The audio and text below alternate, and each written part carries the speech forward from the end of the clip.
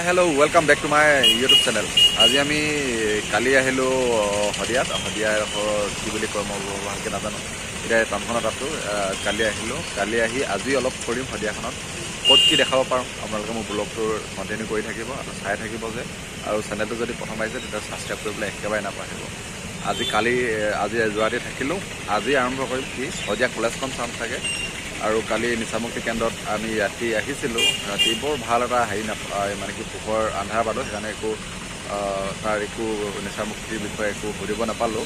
যদি আজি চান্স পাওঁ আজি সুধিম, আৰু আজি ব্লগটো আপোনালোকে কণ্টিনিউ কৰিব। বৰ বেছি দীঘলীয়া নকৰোঁ ব্লগটো, যিমান পাৰোঁ ছুটি কৰিম, সেইকাৰণে যিমানখিনি দেখাব পাৰোঁ দেখাবলৈ চেষ্টা কৰিম শদিয়াৰ। আৰু শদিয়াৰ আপোনালোকে যদি অহা নাই আহিব। ইয়াত বহুত মানে শদিয়াত যিবিলাক আহোম সম্প্ৰদায়ৰ মানুহ আছে নহয়, সেয়াত এটাই আছে, বিহুৰ প্ৰথম দিনা অনি বেলেগ জলপান দিয়ে নিদিয়ে কোনো কথা নাই, কিন্তু সাজৰ বাতি আৰু মাংসৰ গাহৰি মাংস বা যিকোনো ভাজি এইটো দিয়ে। বৰ আচৰিত হয়। ৰাতিপুৱা আমি শুই উঠিছোঁ, শুই উঠি কিনে আমাক চাহ জলপান তেনেকৈ একো দিয়া নাই, দিছে সাজৰ বাতি এটা দিছে, সাজৰ বাতি দি কিনি তাৰপৰা গাহৰি মাংস দিছে, গাহৰি পোৱা দিছে, আৰু আমলেট দিছে, এনেকৈ দিছে। আৰু প্ৰতিটো ঘৰত যদি বহিব যাওঁ নহয়, প্ৰতিটো ঘৰতেই এনেকৈ কৈ মেলি খাব দিয়ে। এইটো কি ইহঁতৰ বিহুৰ এটা বেলেগ এটা বৈশিষ্ট্য। তাৰমানে মই এনেকৈ ড্ৰিংক বা তেনেকৈ কোনো সাজ জাজ নাখাওঁ, হ'লেও অকণমান নামটোতো বিহু বুলিতো কৰিবই কয়, সেইকাৰণে অলপ চলপ কৰোঁ। আৰু কি হ'লেও মোটামুটি আৰু কৰি দিওঁ অলপ চলপ, খালি বেছিকৈতো নহয় বা তেনেকৈ হ'লেও। ব্লগটো কণ্টিনিউ কৰিব, চাই থাকিব, মজা পাব।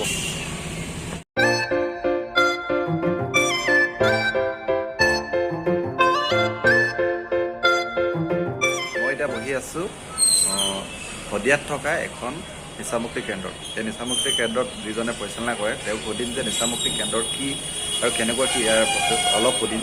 সেইকাৰণে মই আপোনালোকক দেখাম যে নিচামুক্তি কেন্দ্ৰৰ ভিতৰৰ ব্যৱস্থাটো কি। ভিতৰৰ ব্যৱস্থাটো ভিতৰত সোমাব নিদিয়ে তেনেকৈ, সেইকাৰণে বাহিৰতে তেখেতে আহিব, আমি লগ কৰি মেলি অলপ সুধিম যে নিচামুক্তি কেন্দ্ৰনো কি, কেনেকুৱা কি, আপোনালোকক অলপ তাৰ বিষয়ে ক'ম। আপোনালোকে এই ব্লগটো চাই থাকিব। তাৰপিছতে আমি অলপ ফুৰিব যাম, শদিয়াৰ কলেজখন ফালে অলপ ফুৰিব যাম, তাক সেইটো দেখাম। আপোনালোকে ব্লগটো কণ্টিনিউ কৰিব।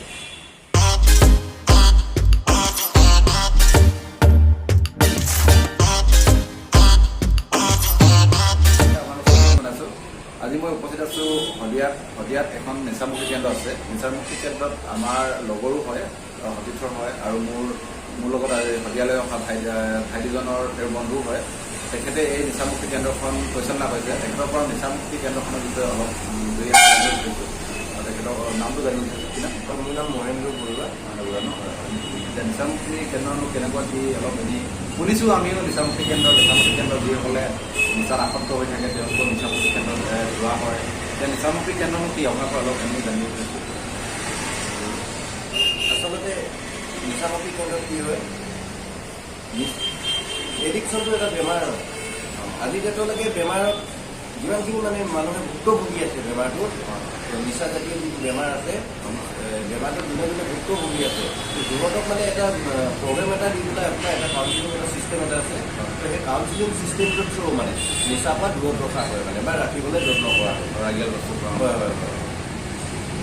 ইয়াত কিবা এনেকৈ ফেচিলিটি বা কিবা কিবি আছে ন, এইবিলাক মানে ধৰি লওক খোৱা বোৱা সম্পূৰ্ণ পিছত আপোনালোকে পাই চাগে।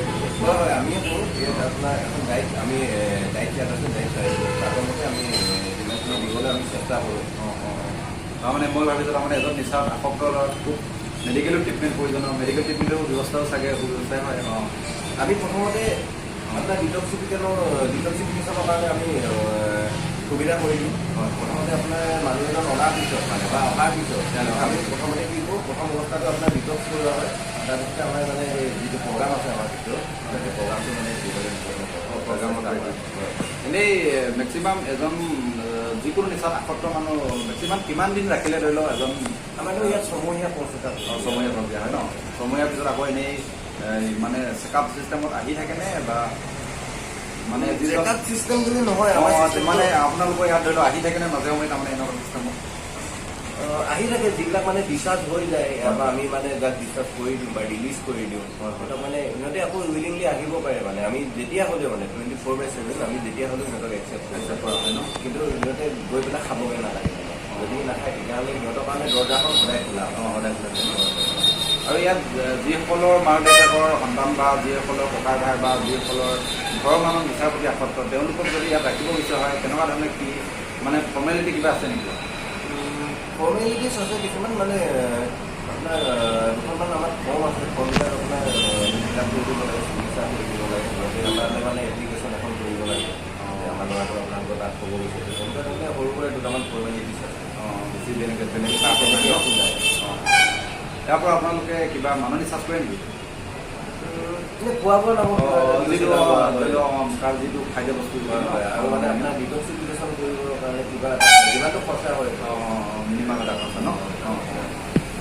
ডেইলি পৰে ইমানটোৱে ধৰা তেতিয়াহ'লে আপোনাৰ নিচামুক্তি কেন্দ্ৰলৈ আহি মোৰ খুবেই ভাল লাগিল আৰু বৰ বেছি নকওঁ কাৰণ ইমান দূৰ মোৰ পোৱাও অভিজ্ঞতা নাই মানে কথা কওঁ আপোনালোকৰ ইয়াত কোনোবা যদি আহিব বিচাৰে আপোনালোকৰ এড্ৰেছ ক'ব নেকি মানে যিসকলে তাৰমানে সিহঁতৰ ঘৰৰ সন্তানক বা বেলেগক ঘৰৰ মানুহক ৰাখিব বিচাৰে বা আপোনালোক কণ্টেক্ট কৰিব বিচাৰে আমাৰ দুটা ব্ৰাঞ্চ আছে এটা আছে আপোনাৰ বৰ্তমান আপুনি থকাটো এইটো শদিয়া আছে আপোনাৰ শদিয়া ব্ৰাঞ্চ আৰু এটা আছে আপোনাৰ ডুমডুমা শদিয়াটো মই আপোনাক প্ৰথমতে কৈ দিছিলোঁ শদিয়াটো হৈছে চপকপা ডেইলি বজাৰ নিয়েৰ বন্ধন বেংক হয় হয় আৰু এটা আছে আমাৰ ডুমডুমা আপোনাৰ ৰিভাৰ চাইড ধাবাৰ ওচৰত ডুমডুমাটো ন?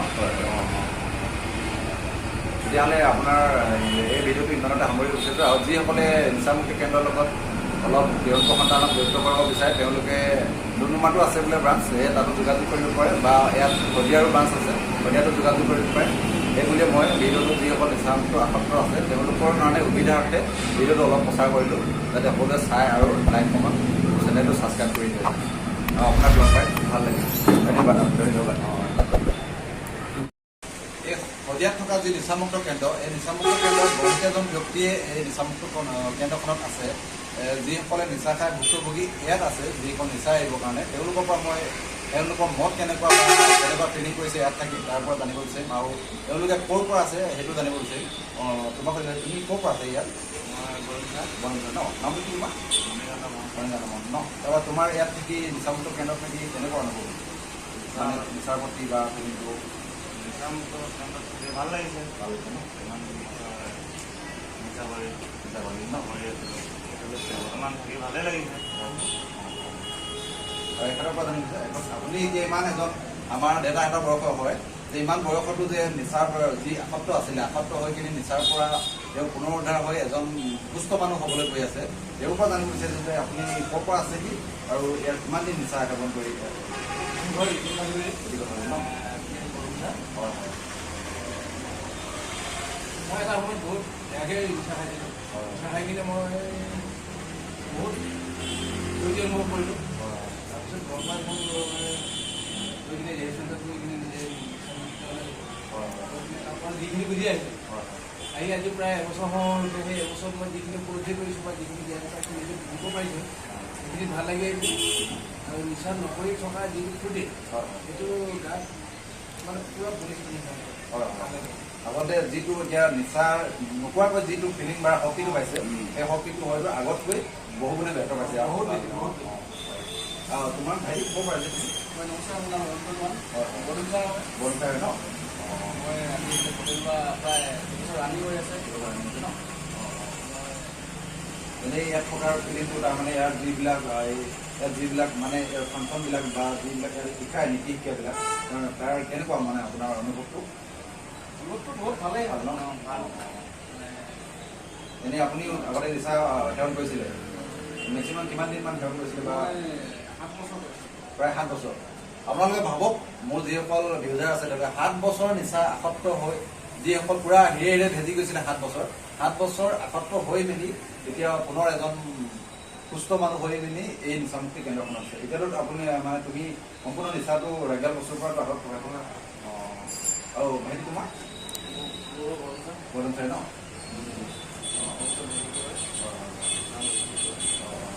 তুমিও এতিয়া নিচাতে আসক্তই আছিলা আৰু ইয়াত যিমানখিনি দেখা পাইছোঁ আৰু ভিতৰতো আছে বহুত কেইজন আছে চব বৰডুমচা ফালৰ হয় আমাৰ টিপিকেল ডিষ্ট্ৰিক্টৰে হয় বহুত কেইজন আছে যিসকল পুৰা নিচা আসক্ত আছিলে এওঁলোকক চাই এনেকুৱা লাগে যে আমাৰ যিসকল গাঁৱত যিবিলাক আছে মানুহ এওঁলোকো যাতে নিচাৰ পৰা উদ্ধাৰ হ'বৰ কাৰণে এনেকুৱা ৰিভাইভ চেণ্টাৰলৈ গৈ আপোনালোকে অতি শীঘ্ৰে মানে নিচামুক্ত হৈ লওক কাৰণ কি নিজক সুস্থ হ'ব থাকিলেহে মানে দেহ মন যদি সুস্থ হৈ থাকে তেতিয়াহে আপোনালোকৰ যিকোনো কামতে অলপ পাগল হ'বলৈ হয় ল'ৰা ছোৱালীক শিক্ষা দিবৰ কাৰণে হওক নতুবা ভাই ককাই যিকোনো ক্ষেত্ৰত অৰ্থনৈতিকভাৱে স্বাৱলম্বী হ'বলৈ হওক সেইকাৰণে নিচামুক্ত কৰি যোৱাটোৱে সকলো কাৰণে ভাল সেই বুলিয়ে কৈ মই আৰু এই ভিডিঅ'টো বেছি দীঘলীয়া নকওঁ কাৰণ এওঁলোকৰ পৰা যিখিনি জানিলোঁ সেইখিনি পাই কৈ মই ইমানতে এই ভিডিঅ'টো সামৰণি মাৰিছোঁ।